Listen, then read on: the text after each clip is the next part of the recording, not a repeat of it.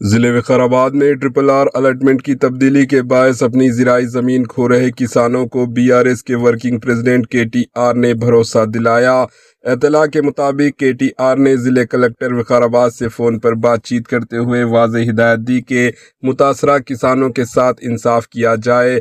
इन्होंने कहा कि किसानों की मेहनत और ज़मीन का तहफ़्फ़ुज़ हुकूमत की अवलीन ज़िम्मेदारी होनी चाहिए।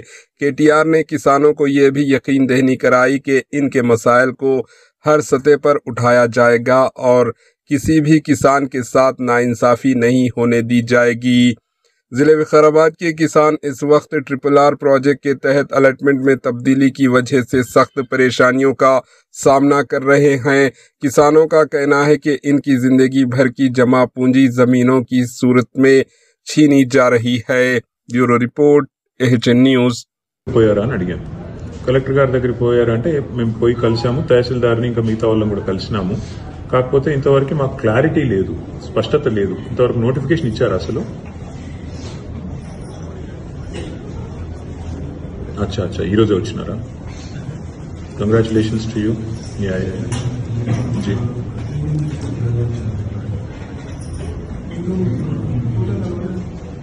बट लैंड एक्विजिशन तो आप करोगे ना? What is this apprehension that is going around that these survey numbers are affected? कोई और सर्वे कर रहे हैं क्या? अच्छा,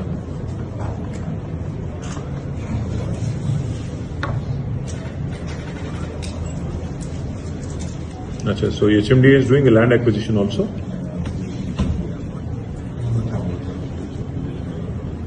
अच्छा. नहीं भाई, ये लोग डरे हुए हैं कलेक्टर साहब. जैसा लगचर्ला में हुआ కాదు ప్రతీక్, నాకు లగచర్ల లాగా మళ్ళీ ఇంకో ఇన్సిడెంట్ వద్దు.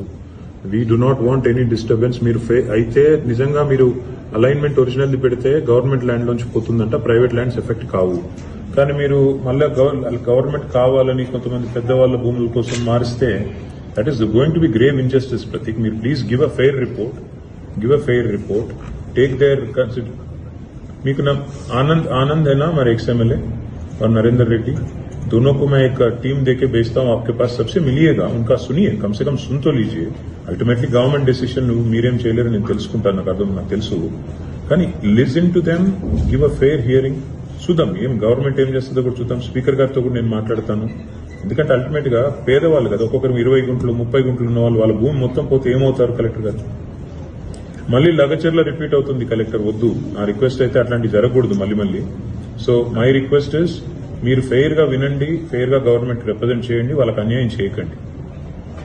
Okay, thank you. ఆయన ఈ రోజే కలెక్టర్ గా